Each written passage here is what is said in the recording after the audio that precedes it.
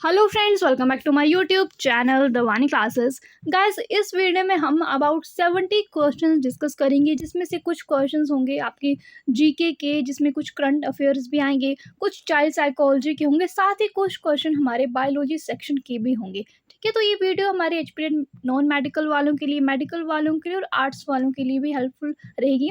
Non medical वालों को तो एग्जाम पहले हो गया, बट एचपीटेड मेडिकल और आर्ट्स वालों का एग्जाम कल है, तो उनके लिए ये वीडियो बहुत ही ज़्यादा इंपॉर्टेंट है। तो आपको वीडियो को पूरा देखना है और एट द एंड आपको कमेंट करके बताना है कि आपके 70 में से कितने क्वेश्चन सही होते हैं और आपकी तैयारी कितनी अच्छी हुई है। ये आपको पता चल जाएगा इन क्वेश्चन से। ठीक है, तो चलिए शुरू करते हैं हमारे फर्स्ट क्वेश्चन से। सबसे पहले हम देखेंगे हमारी जीके सेक्शन, जिसमें कुछ करंट अफेयर्स भी होंगे। सो फर्स्ट क्वेश्चन है हमारा, as per the World's Happiness Report 2021 released by UN, which one is the world's happiest country? सबसे खुश कंट्री किस देश को कहा गया है पूरी दुनिया में according to world's happiness report 2021? Denmark, Switzerland, Netherlands या फिर डी फिनलैंड? तो ये कहा गया है फिनलैंड को। ठीक है, साथ में अगर 2022 पूछा जाए आपसे, तो 2022 में भी फिनलैंड को ही कहा है वर्ल्ड्स हैप्पीएस्ट कंट्री। ठीक है, फर्स्ट पोजीशन पे है Finland. Next question, Joe Biden took oath as the dash president of the United States of America. United states of America के प्रेसिडेंट बने हैं जो बाइडन। ठीक है, ये भी पूछा जा सकता है। तो वो किस नंबर के प्रेसिडेंट बने हैं, ये क्वेश्चन पूछा गया है।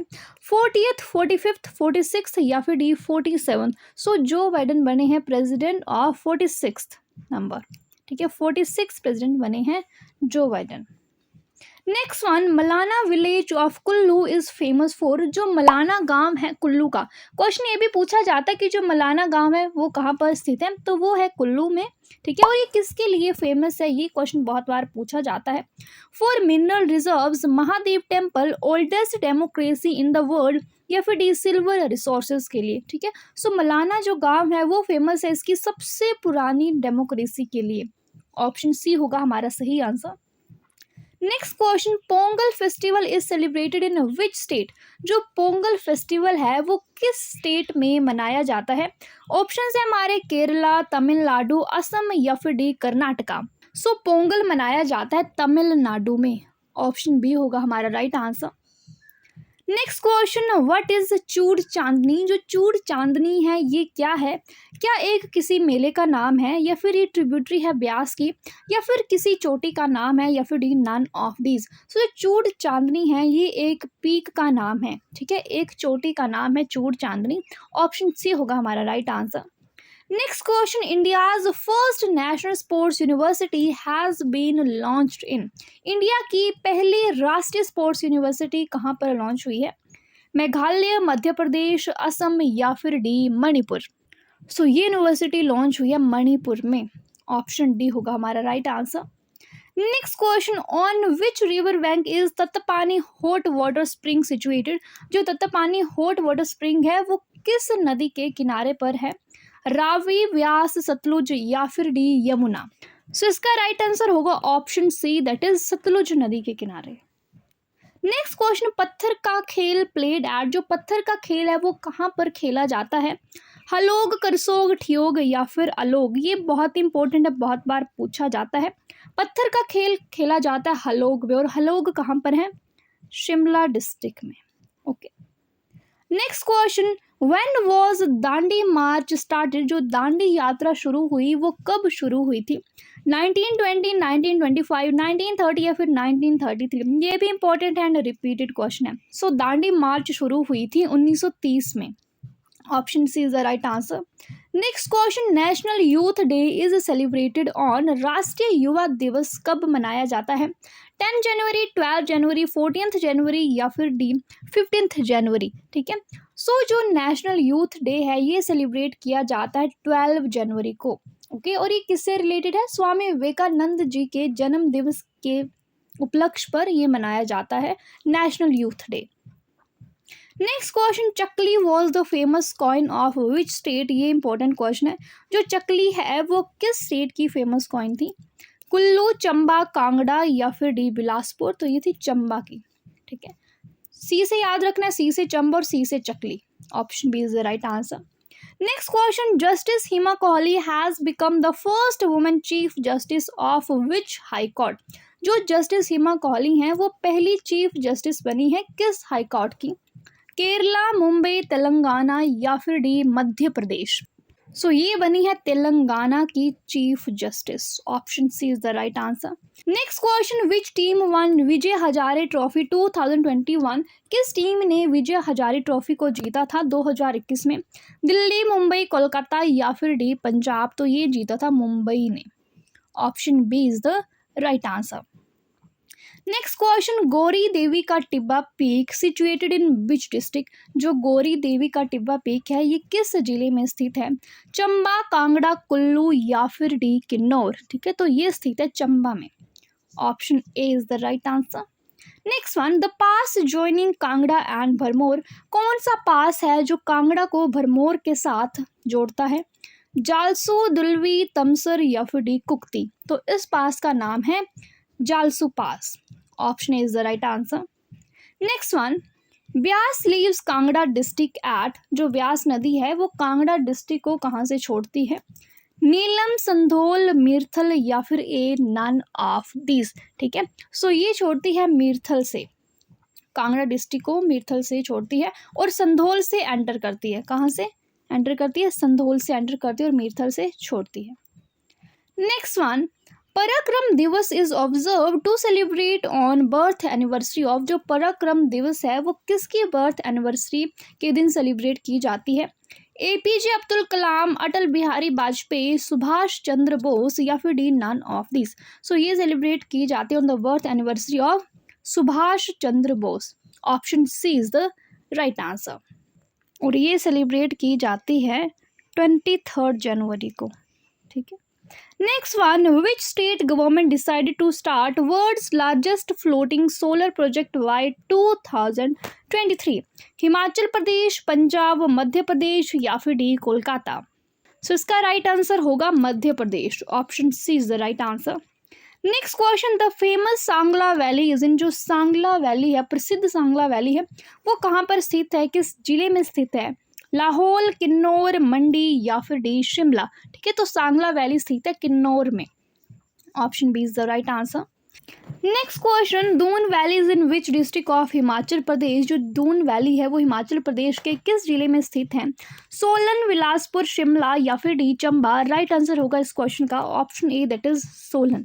ठीक है, आप साथ साथ में आंसर भी कमेंट करके बता सकते हो क्योंकि वीडियो भी लाइव चल रही है। ठीक, next question, Kheer Ganga hot water springs are in Una, Kullu, Mandi या फिर डी बिलासपुर। तो ये है कुल्लू में। Kheer Ganga hot water springs are located in Kullu in.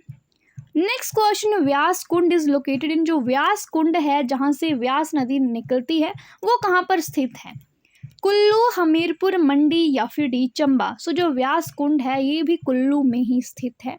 Option A is the right answer.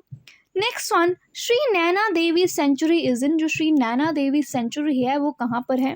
Solan, Bilaspur, Hamirpur या फिर डी शिमला। तो ये स्थित है बिलासपुर में। Option B is the right answer.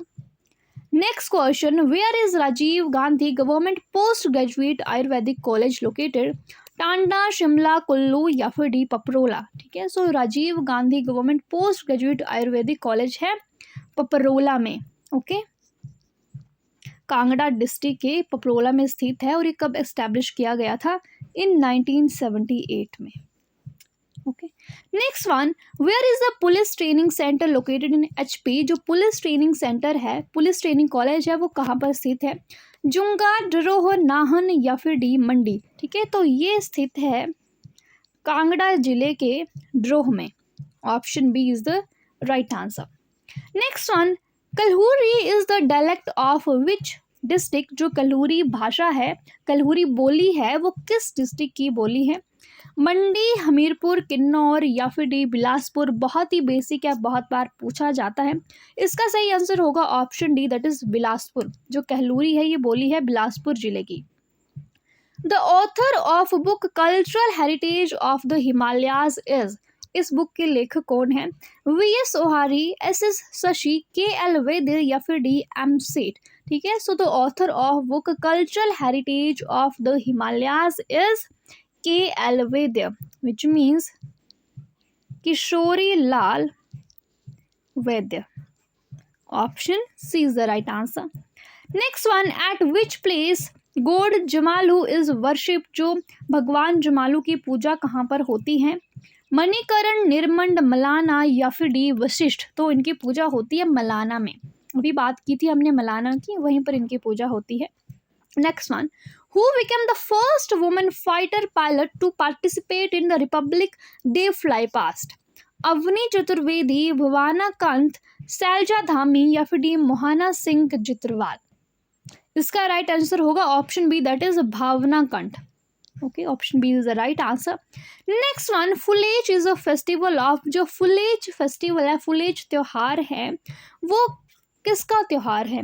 Birds का, एनिमल्स का, फ्लावर्स का या फिर वेजिटेबल्स का? सो फुलेज त्योहार है फ्लावर्स का, फूलों का।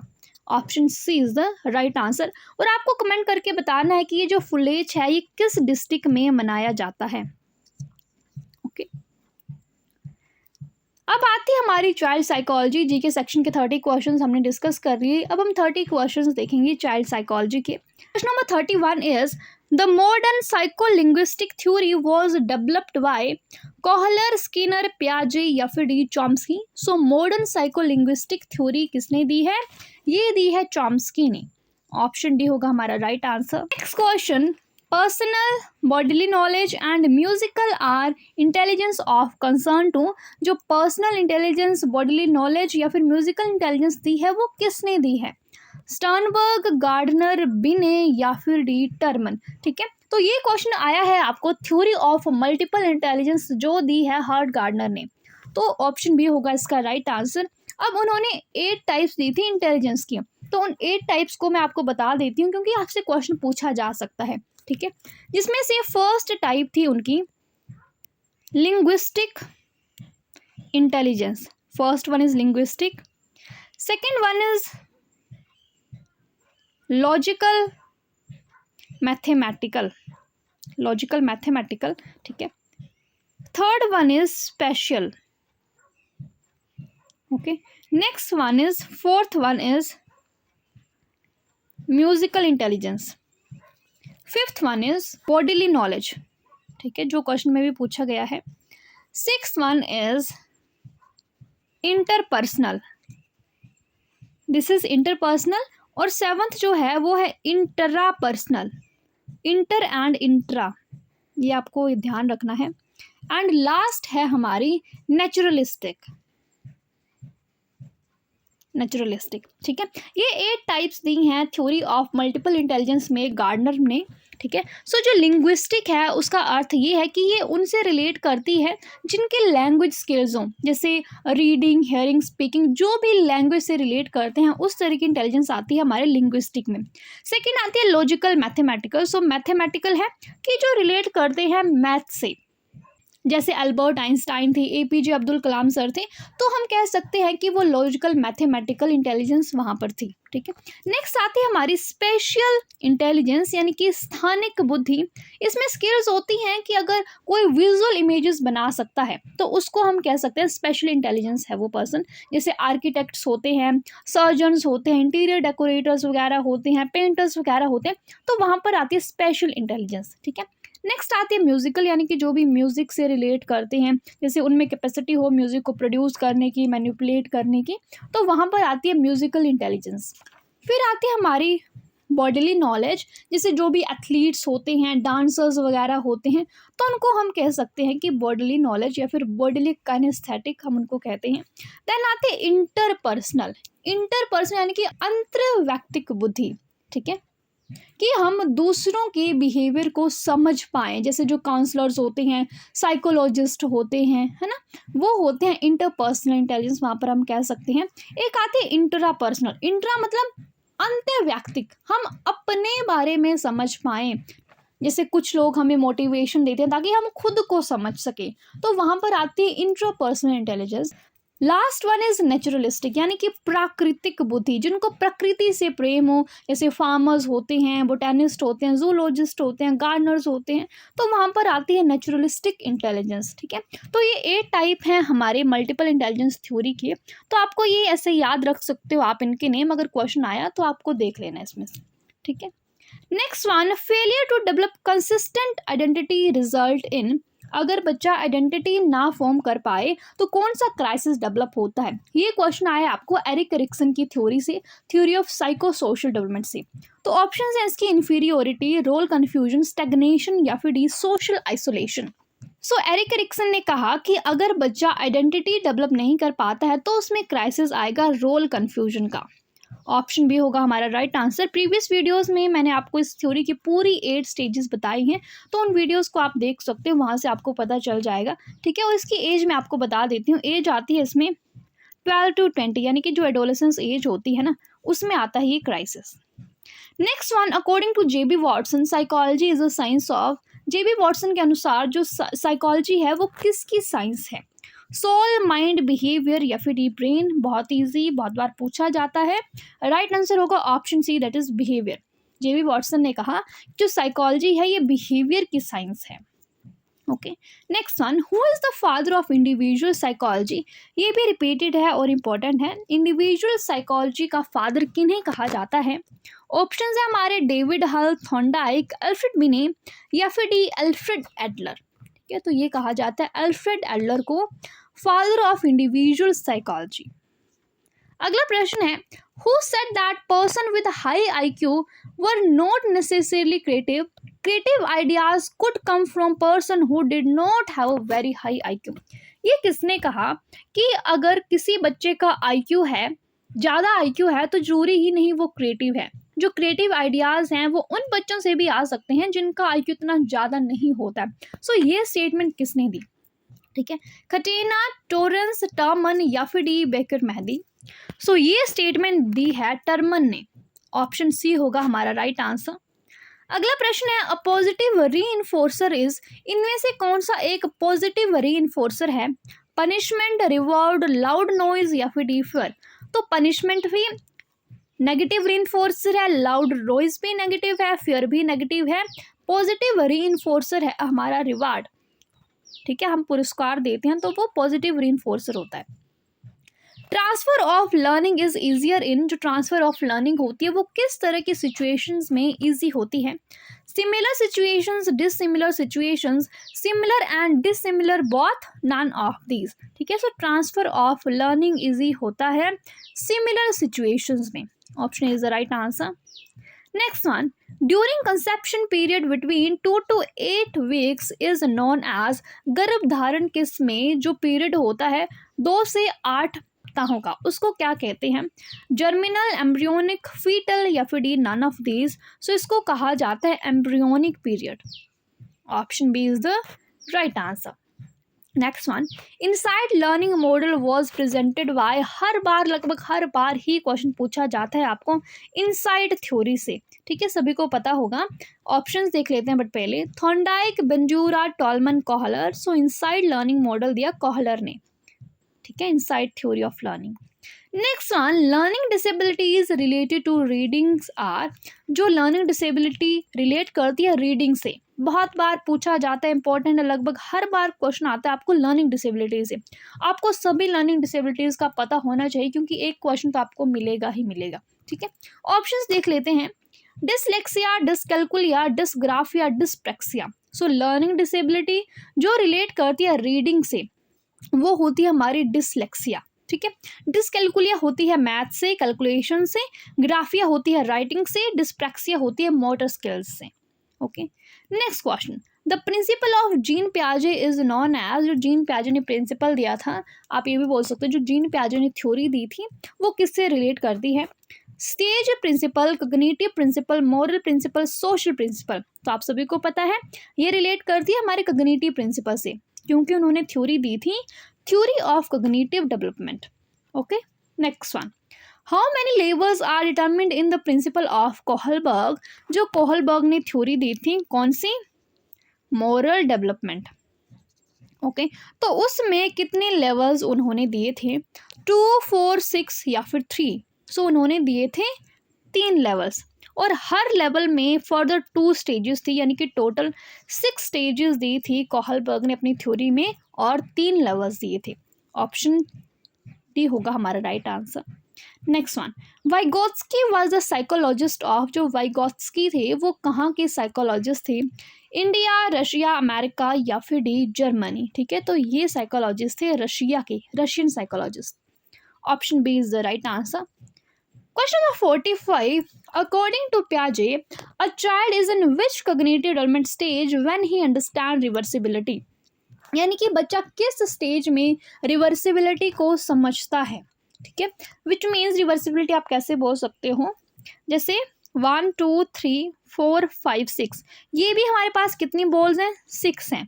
अगर बच्चे को ये पता होगा कि 1, 2, 3, 4, 5, 6 बॉल्स को चाहे आप ऐसे रखो चाहे ऐसे रखो, ये 6 ही होंगी, तो इसको कहा जाता है रिवर्सिबिलिटी। ओके, और साथ ही रिवर्सिबिलिटी को कंजर्वेशन भी कहते हैं। क्या कहा जाता है इसको? कंजर्वेशन। कई बार ये भी पूछा जाता है। तो ये किस स्टेज में बच्चे ने गेन की reversibility? Sensory motor, concrete, operational, farmer operational या फिर प्री ऑपरेशनल? तो ये स्टेज आती है कंक्रीट ऑपरेशन में, जो 3rd स्टेज है पियाजे की थ्योरी की।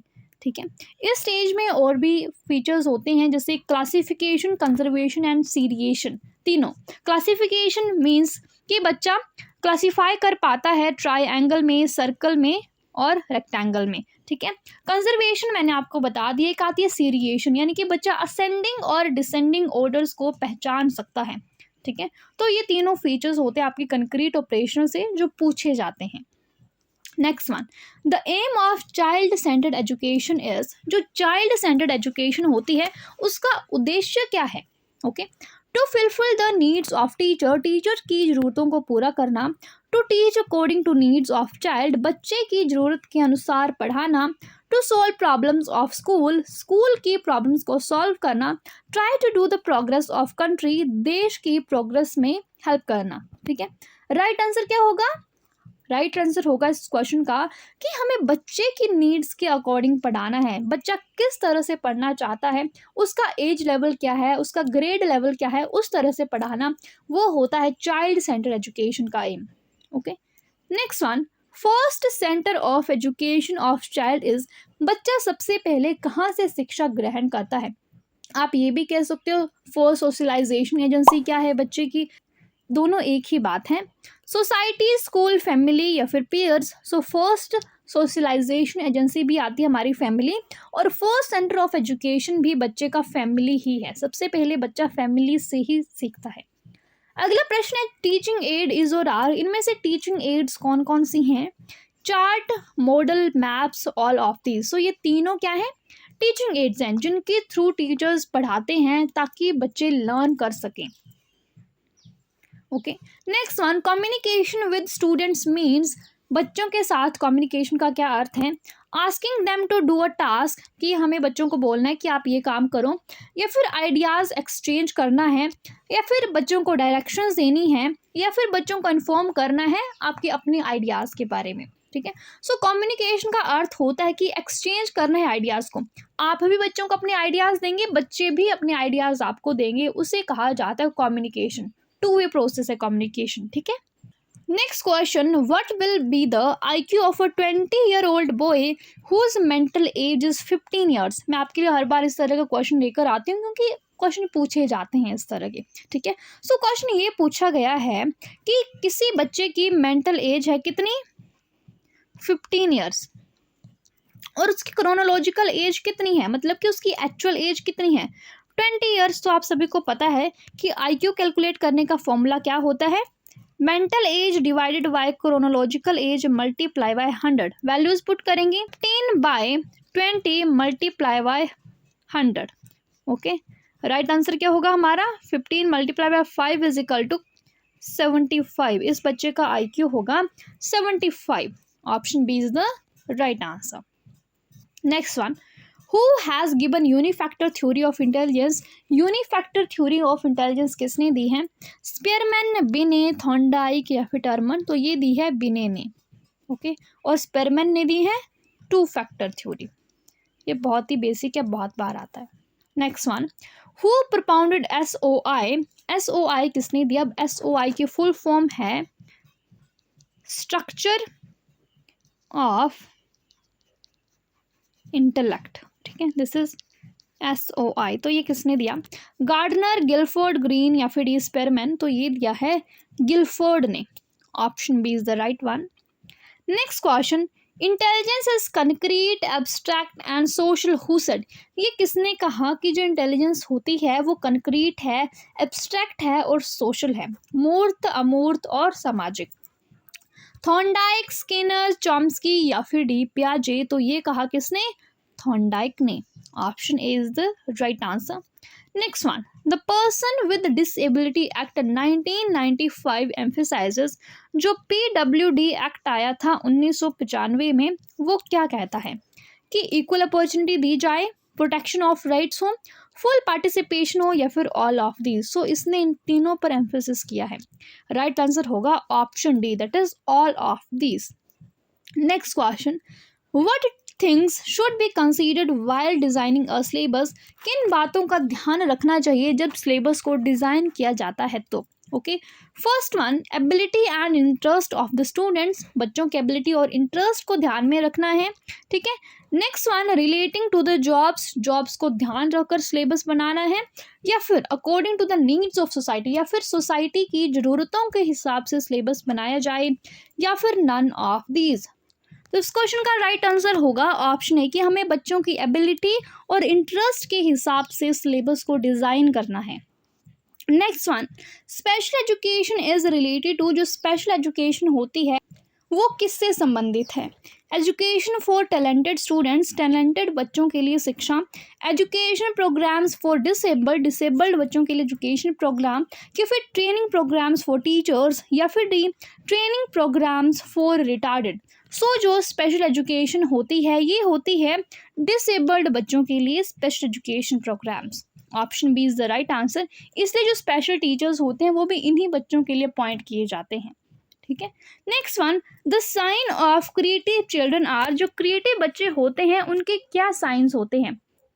Lack of flexibility, lack of dynamic thinking, curiosity, या फिर D lack of awareness regarding problems, ठीक है। सो बच्चों में फ्लेक्सिबिलिटी नहीं होगी, ऐसा तो नहीं हो सकता है, डायनामिक थिंकिंग भी होगी, उनकी क्यूरियोसिटी होगी, ठीक है। ऑप्शन सी होगा हमारा राइट आंसर। और डी था lack of awareness regarding problems, तो ऐसा कुछ नहीं है, बच्चों में क्यूरियोसिटी होगी, जो क्रिएटिव बच्चे होंगे उनमें। Option C is the right one. Next question, when did Kothari commission submit its report? जो कोठारी कमीशन था उसने अपनी रिपोर्ट को सबमिट कब किया था? ठीक है, 1964, 1965, 1966 या फिर 1967। सो कोठारी कमीशन के चेयरमैन कौन थे? डॉक्टर दौलत सिंह कोठारी, और उन्हीं के नाम पर इसको रखा गया है कोठारी कमीशन, ठीक है। इसको इंडियन एजुकेशन कमीशन के नाम से भी जाना जाता है। सो ये कमीशन चला था 1964 से 1966 तक, और इन्होंने अपनी रिपोर्ट सबमिट की थी 1966 को। Option C is the right answer. Next one, learning is a process of development, who said it? ये किसने कहा कि जो लर्निंग है वो विकास का एक प्रोसेस है? ओके, गेट्स, वुडवर्थ, स्किनर या फिर डी कोहलर? तो इसका राइट आंसर होगा option B, that is Woodworth. Option B is the right one. Next question, 3 domains of learning are, अधिगम के 3 आयाम कौन कौन से हैं? Physical, social, emotional, cognitive, affective, psychomotor, thinking, reasoning, imagination, all of this. So 3 domains हैं learning के, cognitive domain, affective domain and psychomotor domain. Option B is the right answer. Okay, so हो गए हमारे चाइल्ड साइकोलॉजी के question भी। अब 10 questions हम देखेंगे हमारी बायोलॉजी सेक्शन के। So question number 61 is cyanobacteria. जो साइनोबैक्टीरिया होते हैं वो क्या होते हैं? फोटो ऑटोट्रॉप्स होते हैं, कीमो ऑटोट्रॉप्स, कीमो हेटेरोट्रॉप्स या फिर photoheterotrophs. So cyanobacterias are photoautotrophs. Option A is the right answer. Next question, a GM crop is, GM means genetically modified. Okay, a green manure eradicated crop transgenic crop या फिर none of these. So GM crop is transgenic crop. Option C is the right answer. Next question, which is a genetically modified crop. इनमें से कौन सी genetically modified crop है? BT cotton, BT brinjal, golden rice, all of these. So ये तीनों क्या हैं? Genetically modified crops हैं। Option D is the right answer. Next question, PCR technique was invented by. जो PCR टेक्निक है, polymerase chain reaction, क्या full form है? ये भी पूछी जाती है। पॉलीमरेज चेन रिएक्शन, ठीक है। ऑप्शंस है हमारे कैरीम्यूलिस, बोयर, सैंगर या फिर डी कोहन। राइट आंसर होगा option E, that is Kary Mullis ने ये टेक्निक इन्वेंट की। In which year? 1983। Okay. Next one, which blood group is called the universal donor. Universal donor किस ब्लड ग्रुप को कहा जाता है? बहुत बार पूछा जाता है। AB O negative. So universal donor है O नेगेटिव। और एक पूछा जाता है यूनिवर्सल रेसिपिएंट, ठीक है। तो यूनिवर्सल रेसिपिएंट कहा जाता है AB को, AB पॉजिटिव को। Next one, mouth parts of mosquito are. जो मस्कीटो होता है उसके माउथ पार्ट्स किस तरह के होते हैं? माउथ पार्ट से भी क्वेश्चन पूछा जा सकता है। Siphonic type, sponging, biting and chewing, piercing and sucking. तो सभी पार्ट्स को हम एक एक करके डिस्कस करेंगे। जो siphonic type of mouth parts होते हैं वो होते हैं बटरफ्लाई के। इसके बटरफ्लाई के, ओके। स्पॉन्जिंग होते हैं हाउस फ्लाई के, ठीक है। बाइटिंग एंड च्यूइंग होते हैं ग्रास होपर एंड क्रिकेट के। और पियर्सिंग एंड सकिंग होते हैं मस्कीटो के, ओके। एक आती है च्यूइंग एंड लैपिंग, वो भी पूछा जाता है। सो च्यूइंग एंड लैपिंग होते हैं हनी बीज के, ठीक है। राइट आंसर क्या होगा? Option D, piercing and sucking. Next one, dental formula of man is. Man का डेंटल फॉर्मूला क्या है? ये भी इंपॉर्टेंट है, ठीक है। सो डेंटल फॉर्मूला है मैन का 2123/2123। Incisors, canines, premolars and molars. Option is the right answer. Next question, longest part in small intestine is. जो स्मॉल इंटेस्टाइन होता है उसका सबसे लंबा हिस्सा कौन सा होता है? जेजुनम, कोलोन, इलियम या फिर डी ड्योडेनम। सो ये होता है ileum. Option C is the right one. Next question, the bark of cinchona is. जो सिंकोना ट्री होता है उसकी बार्क से हमें क्या मिलता है? रिजरपाइन, क्विनीन, निम्बिन या फिर डी मॉर्फिन। तो सिंकोना पेड़ की छाल से मिलता है, क्विनीन ड्रग ऑब्टेन की जाती है। Option B is the right answer. Next one, who propose the law of limiting factor. जो लिमिटिंग फैक्टर का सिद्धांत था वो किसने दिया था? Blackman, Calvin, Kreb, none of these. So the law of limiting factor was proposed by Blackman, okay. In which year? In 1905। Option is the right answer. So guys, इस video में बस इतना ही। वीडियो कैसी लगी कमेंट सेक्शन में comment करके जरूर बताना। हेल्पफुल लगी हो तो वीडियो को लाइक करके जाना। चैनल को सब्सक्राइब नहीं किया तो please do subscribe. Thank you so much for watching. Bye bye, take care.